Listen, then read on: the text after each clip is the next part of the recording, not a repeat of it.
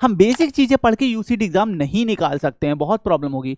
Originally जो content आ रहा है उनको डिस्कस करके, उनको टॉपिक वाइज सॉल्व करके हम अपना कॉन्फिडेंस और सब्जेक्ट नॉलेज इंप्रूव कर सकते हैं। हमारे शिफ्टिंग के अलावा एक लॉजिकल बेस्ड क्वेश्चंस भी आते हैं कि कुछ ना कुछ लॉजिक इंट्रोड्यूस हो रहा होगा, कुछ ना कुछ लॉजिक के बेसिस पे क्वेश्चंस आगे बढ़ रहे होंगे। बच्चों ये जो क्वेश्चंस हैं ये उतने डिफिकल्टी वाइज तो हार्ड नहीं होते हैं। अगर रिया ये वाला पाथ फॉलो करती है so how many opening, Riya को 3 ओपनिंग यहाँ पे फेस करनी पड़ेगी। Hello my dear student and future designers, welcome back to all of you in the amazing platform of Physics Wallah design and art.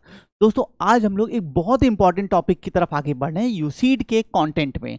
जैसा आपको पता है इससे पहले 4 to 5 लेक्चर्स में मैंने अलग अलग कुछ टॉपिक के बारे में आपको बताया, उनका बेस्ट अप्रोच क्या हो सकते हैं, डिफरेंट फॉर्मेशंस क्या हैं क्वेश्चंस के, और कुछ कुछ क्वेश्चंस के सॉल्यूशन भी आपके साथ डिस्कस किए ताकि आपका एक माइंड सेट हो सके कि यूसीड जैसे एग्जाम के लिए हमारी प्रिपरेशन किस रोड पे आगे बढ़नी चाहिए।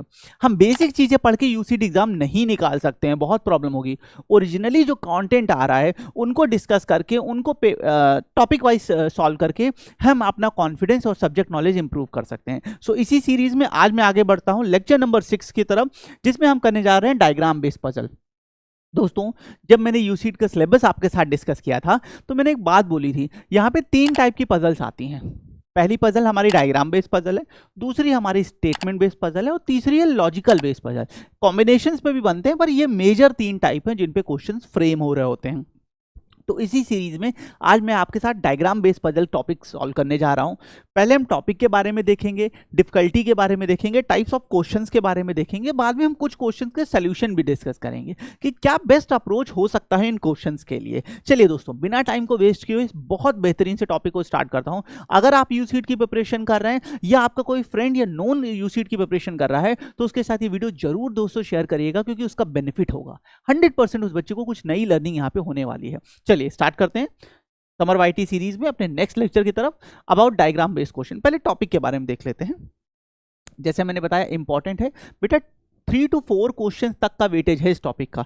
माने आपको पेपर में इस टॉपिक से 3 to 4 क्वेश्चन देखने को मिलने वाले हैं। आप किसी भी सेट को पेपर को उठा लो, आप 15 से लेके 24 के किसी भी सेट के पेपर को उठा को देख लें, आपको 3 से 4 क्वेश्चन इस टॉपिक से मिलेंगे।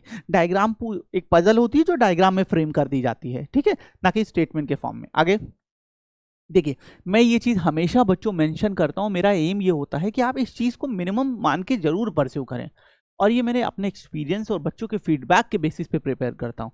हर टॉपिक में आपको डिफरेंट दिखेगा। 70 sample questions along with all previous और questions and all classroom questions. बेटा अगर आप इस टॉपिक में मास्टरी करना चाहते हैं, जब मैं मास्टरी बोलता हूँ इसका मतलब है कि हम 80 to 90% टाइम इसके क्वेश्चंस को, 70 to 90% टाइम क्वेश्चंस को बहुत easily with in the proper time frame solve कर पाएं। अगर आपका एम ऐसा है तो आपको क्लासरूम के मेरे जितने क्वेश्चंस हैं वो लगाने हैं, सारे प्रीवियस और क्वेश्चंस को लगाना है, इसके साथ साथ 70 सैंपल क्वेश्चंस लगाने हैं। ये क्वेश्चंस कहाँ से लगाएंगे, बुक्स हैं वो मैं आपको आगे बताऊंगा, जब हम डेडिकेटेड बैच में जाएंगे वहां हम डिस्कस करेंगे। इतना अगर आप कर लेते हो तो इतना मोर देन सफिशिएंट है बेटा। इस टॉपिक में आप 70 to 90% टाइम ईजिली चीज़ों को कर पाएंगे। देखिए 100% की बात मैं कभी नहीं करता हूँ क्योंकि वो पॉसिबल नहीं है। नेक्स्ट, अब टाइप ऑफ क्वेश्चन, कितने टाइप के क्वेश्चन यहाँ सर हम बनते हैं, आइए देखते हैं। बेटा यहाँ पे आपको 2 to 3 टाइप्स क्वेश्चन दिखेंगे, 3 है ये। यहाँ पे आपको 3 टाइप्स के क्वेश्चन दिखने वाले हैं। पहला है मैथमेटिकल बेस। यहाँ पे पजल जो हमें डायग्राम में देखें उसमें कुछ मैथमेटिकल कैलकुलेशंस होगी, कुछ मैथमेटिकल इनपुट्स ध्यान में रखने होंगे। दूसरा है शिफ्टिंग बेस, ये बहुत आती है, चीज़ों को शिफ्ट करना होगा। इस ब्लॉक को यहाँ शिफ्ट कर दो, इसको नीचे ले आओ, ये बंदा यहाँ से यहाँ चला जाए, तो शिफ्टिंग बेस क्वेश्चंस काफ़ी आते हैं डायग्राम पजल में। और तीसरा है लॉजिकल बेस। हमारे शिफ्टिंग के अलावा एक लॉजिकल बेस्ड क्वेश्चंस भी आते हैं कि कुछ ना कुछ लॉजिक इंट्रोड्यूस हो रहा होगा, कुछ ना कुछ लॉजिक के बेसिस पे क्वेश्चंस आगे बढ़ रहे होंगे। तो बेसिकली ये 3 टाइप के क्वेश्चंस डायग्राम बेस्ड पजल में आपको देखने को मिलेंगे। मैं इन तीनों के कुछ कुछ क्वेश्चंस आपके साथ डिस्कस करूंगा। आगे difficulty level easy plus and moderate है। बच्चों ये जो क्वेश्चंस हैं ये उतने डिफिकल्टी वाइज तो हार्ड नहीं होते हैं, लेकिन यहाँ पे टाइम टेकिंग बहुत हो जाता है, क्योंकि हमको हर एक माइन्यूट से पॉइंट का ध्यान रखना होता है। थोड़ी भी अगर हमने गलती की तो सारी हमारी कैलकुलेशन फिर से 0 पे आ जाती है। तो यहाँ पे इस चीज़ का आपको ध्यान रखना है कि इस तरह की गलती आपसे ना हो। तो यहाँ टाइम टेकिंग होते हैं, इसीलिए मैंने बोला है आप अच्छे खासे नंबर क्वेश्चन प्रैक्टिस करें, ताकि जो टाइम वाला फैक्टर है उसको हम इजीली अंडरस्टैंड और मैनेज कर सकें। नेक्स्ट है question based on specific codes और समटाइम वेरी, देखिए मेंशन है जैसा मैंने बोला कि क्वेश्चन यहाँ स्पेसिफिक कोड पे बेस्ड होते हैं, कुछ कुछ स्पेसिफिक कोड यूज़ करते हैं, तो कभी कभी ये बहुत टाइम टेकिंग हो जाते हैं, इसलिए इनमें प्रैक्टिस की ज़रूरत है, ताकि हम प्रैक्टिस से ये जो हमारे साथ प्रॉब्लम आ रही है इस टॉपिक में, इसको हम कहीं ना कहीं बेटा ओवरकम कर सकें। आई होप टॉपिक के बारे में क्लियर होगा।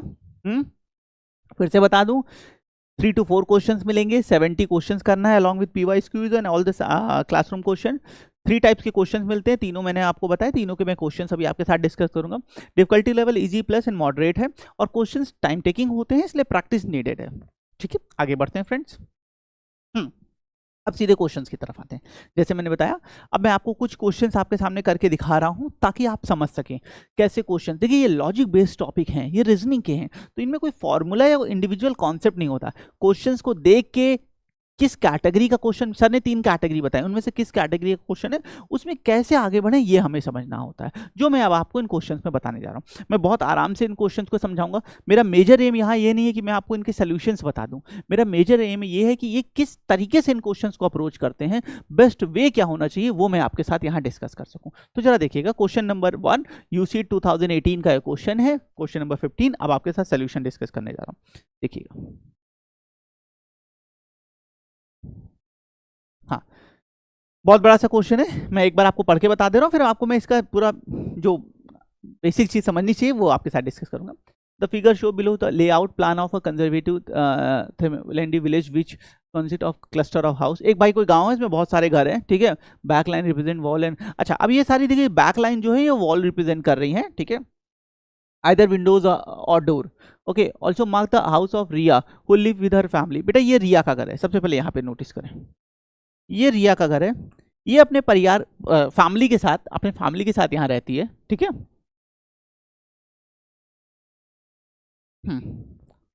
फिर आगे कह रहे हैं एंड ये कोई बंदा है, उसका घर है, ठीक है, who are in love and having an affair, दोनों एक दूसरे से प्यार करते हैं। तो hidden from the eyes of villagers they regularly meet at the night at bar, दोनों बेटा गांव वाले से बच के आप रात में अपने इसके बंदे के घर पे मिलते हैं, ठीक है। तो सो कंजर्वेटिव, गांव बहुत conservative, so even the side of women on the street at night, मतलब अगर लोगों को रात में कोई वुमेन की शैडो भी दिख जाए तो लोग चौकन्ने हो जाते हैं, ऐसा सीन यहाँ पे है। If Riya take the path that the least number of opening, what is the number of opening she will have to pass. देखिए अब क्वेश्चन है क्या, ये रिया का घर है, देखिए मैं ए नाम दे रहा हूं, ये रिया का घर है, ये बारकी का घर है, इसको मैं बी नाम दे रहा हूं। रिया को उस घर से इस घर तक आना है, अब उसको उस पाथ को फॉलो करना है जिसमें मिनिमम नंबर ऑफ ओपनिंग हो। ओपनिंग क्या है, ये जैसे आपको दिख रहा है, जैसे ये प्लेस दिख रहा है ना, ये प्लेस दिख रहा है, तो ये हाउस की ओपनिंग है। अब ये विंडोज की है, डोर की उससे मतलब नहीं है, मतलब यहां से बंदे देख सकते हैं बाहर रोड पे कौन है, ठीक है। तो रिया को उस पाथ को, उस रास्ते को फॉलो करना है जिसे मिनिमम नंबर ऑफ पर्सन उसे देख सकें। अब हमें वो नंबर ऑफ ओपनिंग जो है वो बतानी है, what is the number of opening she will have to pass by gate बारकी हाउस, मिनिमम नंबर ऑफ। तो देखिएगा, अब रिया के सामने 2 रास्ते हैं, या तो रिया यहां से निकलेगी या रिया यहां से निकलेगी, मैं दोनों से आपको करके बता दे रहा हूं, जरा देखिएगा, जिसमें कम आएगा वो हमारा आंसर हो जाएगा। तो रिया पहले यहां से निकली, ये जहां पे ओपनिंग है मैं सर्कल बना दूंगा 1, देखिए यहां पे लोग, यहां से रिया को जाते हुए लोग देख सकते हैं, तो 1, फिर यहां आ गई 2, तो 1 2,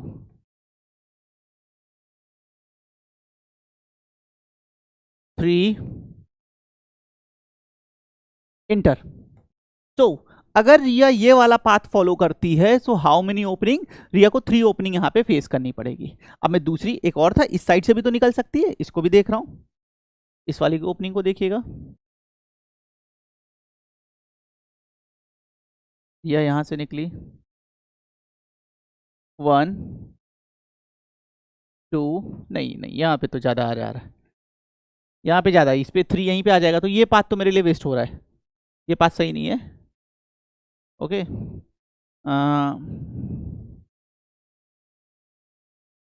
इन सब में ओपनिंग ज़्यादा है।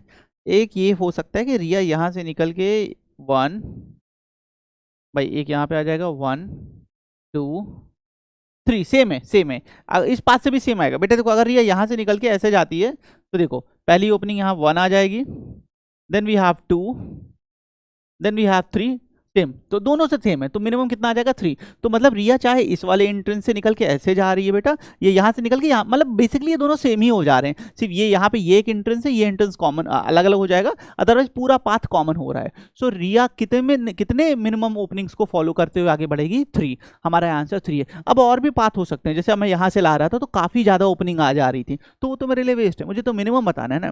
तो minimum how many opening? 3 opening. आगे बढ़ते हैं नेक्स्ट क्वेश्चन की तरफ। चलो हाँ, यूसी 2020 का क्वेश्चन है बच्चों, ये रिपीटेड क्वेश्चन है, मैंने जानबूझ के इसको उसमें रखा है ताकि मैं आपको ये बता सकूं। आप बिलीव करें, यूसीट सीट में क्वेश्चंस रिपीट होते हैं, आप जाके देखिएगा, ये क्वेश्चन 2 से 3 बार आया हुआ है, पूछा गया है, तो रिपीटेड क्वेश्चन है। तो आप अगर पेपर को लगाते हैं, जो बोला जाता है कि प्रीवियस ईयर पेपर सब कुछ है आपके लिए, तो उसका ये बेनिफिट है। कभी कभी सीधे क्वेश्चन तक रिपीटेड मिल जाते हैं, नहीं तो फॉर्मेशन तो हमेशा रिपीट होते हैं, जो बेनिफिट करता है हमें। तो अब देखते हैं क्वेश्चन है क्या, मैं बता दूं, बहुत कुछ लिखा है इसमें। क्वेश्चन कह रहा है ये जो है, ठीक है, यहाँ पे आपको चेस का एक पूरा पैटर्न दिया गया है, ठीक है, सब कुछ यहाँ पे बताया गया है। अब हमें यहाँ पे ये जो है, इसको यहाँ से नाइट को उठा के इस क्रॉस एक्स पे लाना है। हमें कितने स्टेप लगेंगे? अब आंसर क्वेश्चन क्या पूछा है, assuming that there are no piece move, what is the minimum number of move it will take the knee to reach there। इसको यहाँ से उठा के हमें x पे लाना है और मिनिमम स्टेप बताने हैं। और एक चीज और कह रहा है, the knee cannot lead on any square that has a pawn can jump over it, मतलब वो जंप नहीं कर सकता है, उसके मूवमेंट यहाँ पे शो की गई है।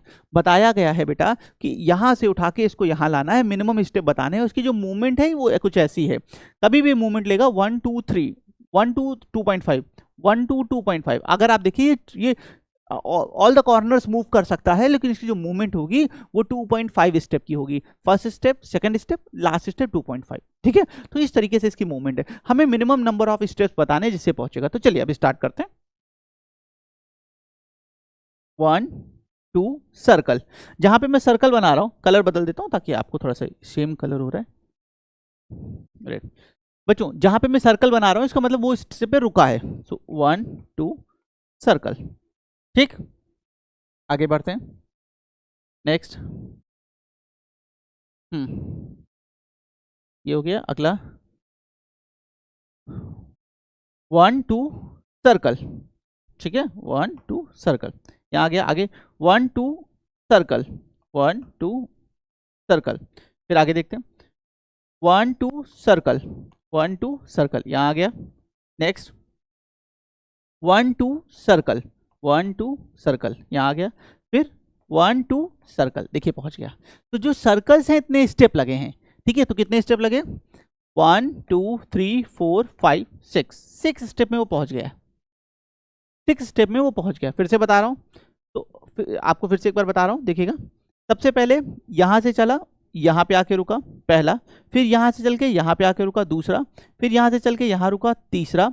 यहाँ से चल के यहाँ आया, फोर्थ आ गया। फिर यहाँ से चल के यहाँ आया, फिफ्थ आ गया। फिफ्थ तक क्लियर है।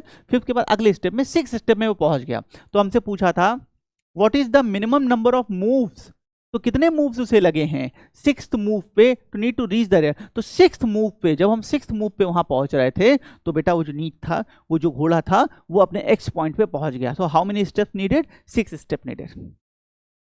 6th में वो पहुंच गया है, स्टेप 5 लगे हैं, 6th में वो पहुंच गया है। तो 6th वाले स्टेप में वो अपने जो एक्स पॉइंट था उस पर पहुंच चुका है। क्लियर? क्वेश्चन क्लियर है दोस्तों? ठीक है, आगे बढ़ते हैं। नेक्स्ट अगला क्वेश्चन देखते हैं।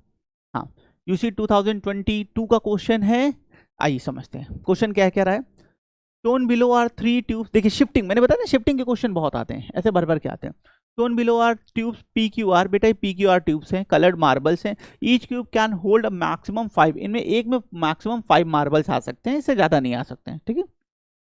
Only 1 marble can be transferred in a move, एक बार में सिर्फ एक मार्बल को हम शिफ्ट कर सकते हैं, ज्यादा शिफ्टिंग नहीं हो सकती है, ठीक है। What is the minimum number of moves required to transfer the red marble, this one, from the P to R। बेटा ये जो रेड मार्बल, आप समझिएगा क्वेश्चन, ये जो रेड मार्बल है P में, जो बॉटम में, इसको उठा के हमें R में पहुंचाना है। इसको उठा के what is the minimum number of moves required to transfer the red marble from the tube P to bottom of tube R, bottom tube R के बॉटम में पहुंचाना है। चलिए स्टेप्स, और एक बार में एक मूव का ध्यान रखिए। अब देखिएगा मैं करूंगा क्या, दोस्तों अब आइए इसका सोल्यूशन देखते हैं, ठीक है, कैसे शिफ्टिंग हो रही है, क्या हो रहा है, समझने की कोशिश करते हैं इस क्वेश्चन को। सबसे पहले ये मार्बल्स दिए गए हैं, अब हमें शिफ्टिंग करनी है कि मिनिमम टू रेड जो है वो आर के बॉटम में पहुंच जाए। तो बच्चों देखो, सबसे पहले किया क्या, मैं लिख के बता रहा हूं, मैंने पी वाले से आर वाले में एक मार्बल शिफ्ट किया, मैंने पी वाले से आर वाले में एक मार्बल शिफ्ट कर दिया। तो अभी यहाँ कितने बचे, एक चला गया 3, यहाँ पे 2 हैं। तो अब मैं करूँगा क्या, मैं पी वाले से क्यू वाले में 3 मार्बल शिफ्ट कर दूंगा, पी वाले से क्यू वाले में 3। तो अब जैसे मैंने किया तो ये जो रेड है ये क्यू में टॉप पे आ गया, जो रेड है धीरे धीरे एक एक करके शिफ्ट होगा ना, तो क्यू में टॉप पे आ गया, ठीक। अब मैंने क्या किया, आर में 5 भरे हैं, मैंने आर वाले से पी वाले में 5 मार्बल शिफ्ट कर दिए। भाई पी तो खाली हो गया पूरा, इसमें क्यू में पलट दिए थे तो पी खाली था, पूरे आर को उठा के पलट दिया पी में, चला गया, ठीक है। अब मैंने किया क्या, क्यू में टॉप पे कौन सा था, रेड वाला था, यहाँ रेड वाला टॉप पे है, ठीक है। अब मैंने क्या किया, मैंने क्यू वाले से आर वाले में एक मार्बल शिफ्ट कर दिया, जो कि कौन सा कलर का मार्बल था, रेड कलर का मार्बल था। सो अब देखिए क्या चाहिए था, आर खाली था, क्यू से आर एक डाला जो कि रेड है, तो वो कहां पहुंचेगा, बॉटम में। तो हमें बताना था कितने स्टेप में आर में बॉटम में पी पहुंचेगा, तो कितने स्टेप लगे, 1 + 3 4 5 9 + 1 10। सो how many steps needed, 10 steps. तो इन 10 स्टेप्स हमने उस ब्लॉक को आर को जहां जाना, आर में जहां रेड वाले को जाना था कर दिया। देखिए किया क्या है, सबसे पहले पी से आर में एक भेजा, बचे पी के 3 क्यू में भेजे, अब ये 5 है ये 5 है, ये पी खाली है, इसके 5 को उठा के पी में डाल दिया, अब आर वाले में जो रेड टॉप पे था उसका उठा के इसमें डाल दिया। So we have 10 step. I hope clear होगा दोस्तों, आगे बढ़ते हैं, move to next. UCEED 2023 question है, समझिएगा सोल्यूशन कैसे अप्रोच कर सकते हैं, आइए देखते हैं। बच्चों क्वेश्चन कह रहा है a dice throw can result in number. बेटा एक डाइस उसको थ्रो करते हैं तो उसमें ये नंबर आते हैं, या तो भाई 2 आएगा, 3 आएगा, 5 आएगा, 6 आएगा, इनके अलावा कोई ऑप्शंस नहीं आते हैं। Every 4th throw will result in 3। अच्छा, जैसे आप 4th थ्रो कर रहे होंगे तो उसका आउटकम फिक्स है वो 3 होगा, उसका जो आउटकम है फिक्स है वो 3 होगा, इसके अलावा कुछ नहीं हो सकता। What is the minimum number of times the dice has to be thrown for the pawn to move on 0 to maximum? तो बेटा ये कुछ पैटर्न है, डाइस में आउटकम ये आपके सामने लिखे हैं 2 3 5 6, हर 4th थ्रो में 3 आएगा। तो आपको बताना है कितने मिनिमम नंबर ऑफ टाइम हम डाइस को थ्रो करना पड़ेगा हमें कि हम 0 से 100 पे पहुंचे। तो देखिएगा कई सारे ऑप्शन है, 3 आ जाए, 61 पे पहुंच जाए, 63 पे पहुंच जाए, ये एक डेटा आपके सामने दिया गया है। अगला डेटा है 6 आ जाए, 75 पे पहुंच जाए, फिर 82 पे आ जाए, 90 आ जाए, पहुंच जाए। इसी तरह कई सारे डेटा हैं। लेकिन बच्चों इसमें एक प्रॉब्लम है, प्रॉब्लम ये है जैसे 4th आप थ्रो करोगे ना तो बाय डिफॉल्ट 3 आ जाएगा। तो हो सकता है आप कुछ ऐसे पैटर्न फॉलो कर लें, आप यहाँ पहुंच जाएं, लेकिन आपके पास 3 आए, 1 है नहीं और 3 के अलावा कुछ आएगा नहीं 4th स्टेप में। तो इसलिए इस कारण से इसमें प्रॉब्लम है। अब मैं आपको इस क्वेश्चन का सोल्यूशन बता रहा हूँ, देखिएगा। सबसे पहले मैंने पहला थ्रो किया, मैं यहाँ थ्रो लिखते जा रहा हूँ, मैंने पहला थ्रो किया, फर्स्ट थ्रो में मेरा 5 आ जाए, मैं यहाँ पहुँच जाऊँगा, काम कुछ नहीं बना।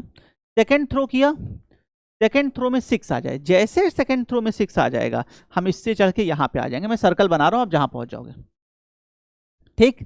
फिर मैंने थ्रो किया थर्ड, और थर्ड थ्रो में मेरा कितना आ जाए, 2 आ जाए, जैसे थर्ड थ्रो में मेरा 2 आएगा मैं यहाँ पहुँचूंगा और मैं यहाँ से यहाँ पहुँच जाऊँगा, 92 पे पहुँच गया। अब फोर्थ थ्रो तो बाय डिफॉल्ट 3 नहीं देगा, तो जो मेरा फोर्थ थ्रो है उसमें मुझे 3 मिलेगा, तो मैं कहां पहुंच जाऊंगा, 1 2 3 में 95 पे पहुंच जाऊंगा, ठीक। अब आते हैं फिफ्थ में तो फ्री हूं ना, तो जो मैं फिफ्थ थ्रो लूंगा उसमें मेरा कितना आ जाए, मेरा उसमें 5 आ जाए, और जैसे 5 आएगा 1 2 3 4 5 में 100 पे पहुंच जाऊंगा।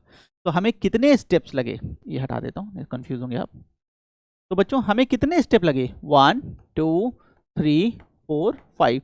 सो इन 5th स्टेप, इन 5 स्टेप हम 0 से 100 पे पहुंच जाएंगे। ये एक तरीका है, आप हो सकता है इससे जाने की कोशिश करें या इससे जाने की कोशिश करें, आप ट्राई कर सकते हो, इसमें ज़्यादा स्टेप्स लगेंगे। ये कैसे पता चलेगा, अब वही मैंने बोला ये टाइम टेकिंग है।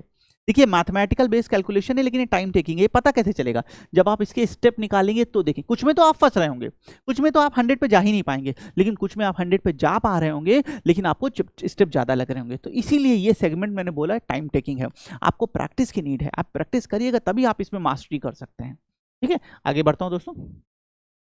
हाँ, सीट 2023 का क्वेश्चन, नेक्स्ट क्वेश्चन है। आई होप यहां तक सब चीजें क्लियर हो रही होंगी।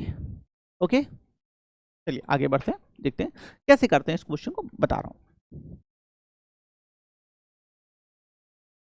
ओके फ्रेंड्स, चलिए आइए सोल्यूशन देखते हैं इस क्वेश्चन का कैसे करेंगे। सीट 2023 का क्वेश्चन है, शिफ्टिंग का क्वेश्चन है। जैसे बताया, shown below is number puzzle, only one piece will slide horizontally और vertically in the one move, what is the least number of move required to bring the piece number 10। भाई ये जो एक बार में एक ब्लॉक मूव करेगा, ठीक है, जो 10 वाला ब्लॉक है उसको एक्स पे लाना है।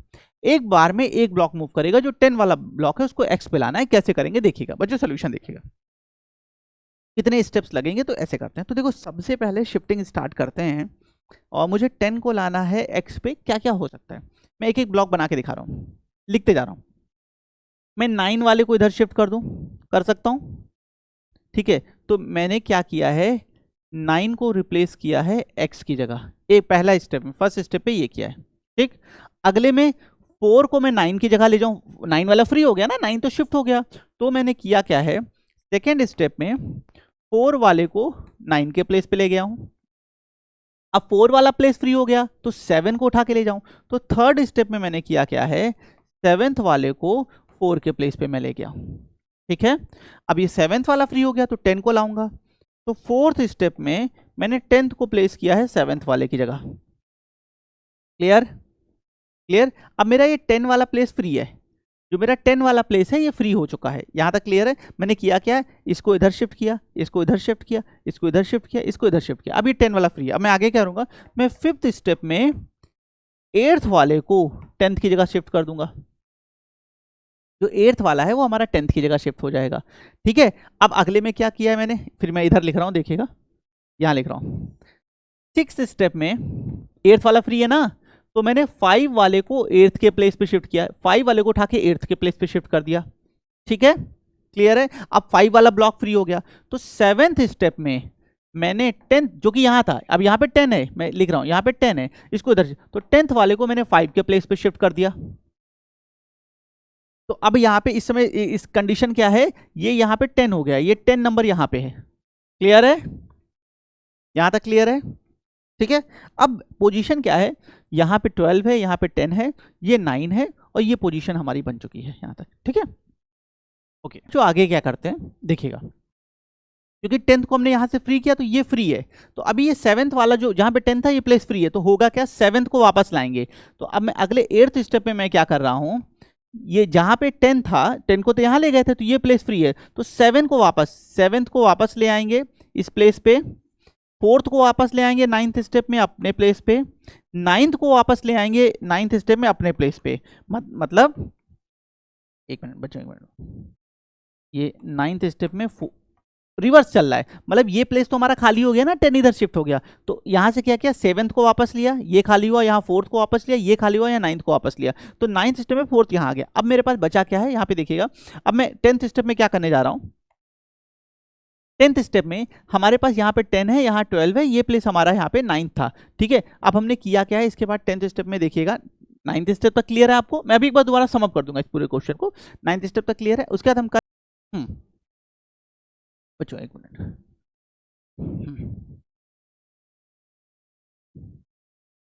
ये 9th स्टेप में हमारा 4th तक शिफ्टिंग हो गई है। अब 7th और 4th यहाँ चले गए, 9th यहाँ है, 9th यहाँ है, 7th 4th चला गया है। तो अगले स्टेप में क्या होगा, 10 को हम नीचे लाएंगे। तो 10th स्टेप में हम 10 को नीचे ला रहे हैं, ठीक है। 11th स्टेप में अब ये प्लेस फ्री हो गया, 12th को यहाँ लाएंगे। तो मैं यहाँ लिख रहा हूँ बेटा, देखिएगा, हम 11th स्टेप में 12th को इधर शिफ्ट कर देंगे, ठीक है। अब 12th स्टेप में यहाँ लिख रहा हूँ बेटा, देखना, 12th स्टेप में 9th को ऊपर ले जाएंगे, 9th को ऊपर लेके चले गए। अब 10 यहाँ पे है और ये प्लेस फ्री है, तो 13th स्टेप में 10 जो है वो x पे आ जाएगा। सो हाउ मेनी स्टेप नीडेड, 13। फिर से बता रहा हूँ, एक बार फिर से बता रहा हूँ, थोड़ा आपको यहाँ पे बच्चों तो समझने में इशू हो रहा होगा, मैं क्लीन करके फिर से बता रहा हूँ। देखिएगा मैंने किया क्या है, सबसे पहले मुझे 10 को x पे लाना है। तो मैं यहाँ पे मैंने डायग्राम देखा, मैंने कहा ठीक है करते हैं, 9 को यहाँ ले जाओ एक स्टेप, ये फ्री हुआ, 4th को यहाँ ले जाओ दूसरा स्टेप, ये फ्री हुआ, 7th को यहाँ लाओ तीसरा स्टेप, ये फ्री हुआ, 10th को यहाँ लाओ चौथा स्टेप, अब ये फ्री हुआ, 8th को यहाँ लाओ पांचवा स्टेप। यहाँ तक क्लियर है, 5वें स्टेप तक देखिए हमने 8th को शिफ्ट किया है, ठीक है। अब 6th स्टेप में ये फ्री हो गया, तो 5वां यहाँ ले आए, 6th स्टेप में यहाँ तक आ गए, ठीक है। अब 10th यहाँ पे था, 7वें स्टेप में 10th यहाँ आ गया। 7th स्टेप इंपॉर्टेंट है, यहाँ तक आप यहाँ पे 10 यहाँ ले आए हो, मैं यहाँ लिख दे रहा हूँ। अब इसके बाद रिवर्स लगेगा, क्योंकि ये प्लेस खाली है, तो 7th उठ के वापस यहाँ आएगा 8th स्टेप में, 9th स्टेप में 4th उठ के यहाँ वापस आएगा, ये प्लेस फ्री हो गया, जहाँ 4th है फ्री हो गया, तो 9th स्टेप में यहाँ पहुंचे। 10th स्टेप में फिर इंपॉर्टेंट है, 10th स्टेप में 10th यहाँ पे आ गया है, यहाँ पहुंच गए हो, ठीक है, ऊपर से नीचे आ गया है। सो 11th स्टेप में क्या होगा, 12th इधर आ जाएगा, 11th स्टेप। 12th स्टेप में जो 9th एक्स पे था वो ऊपर चला जाएगा, तो 12th स्टेप में एक्स पे जो 9 है वो ऊपर चला जाएगा, और 13 स्टेप में 10th यहाँ लिखा था, 13 स्टेप में 10th उठ के यहाँ आ जाएगा। सो how many steps needed, 13 steps. So for the given questions, how many minimum steps needed to place this value is 13. I hope समझ में आया होगा, ठीक है बच्चों। थोड़ा ये करके देखिएगा ये क्वेश्चंस, क्योंकि ऐसा पॉसिबल नहीं हो पा रहा है बार बार चीज़ को ड्रॉ कर पाना, तो मैंने आपको कनेक्ट कराने की कोशिश की है वर्बल टोन में, तो आप मेरे साथ कनेक्ट करिएगा जो स्टेप मैंने लिखे हैं, तो आप इससे समझ पाएंगे। How many steps needed for the given question, 13। Okay, move to next. हाँ, okay so friends, that's all from today's session. Diagram based topic जो हमारा था, पजल्स, उसके कुछ क्वेश्चंस मैंने आपके सामने रखे, डिफरेंट टाइप्स के क्वेश्चंस कैसे बनते हैं, क्या डिफिकल्टी और कितना टाइम देना चाहिए, कितने क्वेश्चंस लगाने चाहिए, ये मैंने आपके सामने रखा। एक छोटा सा ब्रीफ टॉपिक के बारे में हमने आपको बताया है। आगे जब हम क्लासेज में मिलेंगे तो इसके बहुत बहुत बहुत क्वेश्चन हमें करने हैं, 30+ क्वेश्चन इस टॉपिक में मैं आपके साथ डिस्कस करूंगा। एक छोटा सा आइडिया मैंने आपके सामने रखने की कोशिश की है बच्चों। जो क्वेश्चन ना समझ में आए 2 से 3 बार देखिएगा, आपके मन में जो डाउट है वो क्लियर हो जाएंगे फ्रेंड्स। इसी तरह के, ठीक है, अगर अभी भी कोई डाउट है इस टॉपिक से रिलेटेड, कुछ नहीं समझ में आया, आप कमेंट करें, we will happy to address it. मैं कमेंट देखूंगा और उनको एड्रेस करने की कोशिश करूंगा दोस्तों। इसी तरह के एजुकेशनल एंड ब्यूटीफुल वीडियो में फिर बहुत जल्दी मिलते हैं दोबारा, ठीक है। सो फ्रेंड्स, अगर कहीं डाउट आ रहा है, कोई प्रॉब्लम आ रही है, तो प्लीज़ उसे कमेंट करिएगा, we will happy to address it. मिलते हैं इसी तरह किसी एजुकेशनल ब्यूटीफुल वीडियो में फिर बहुत जल्दी दोबारा। Keep rocking.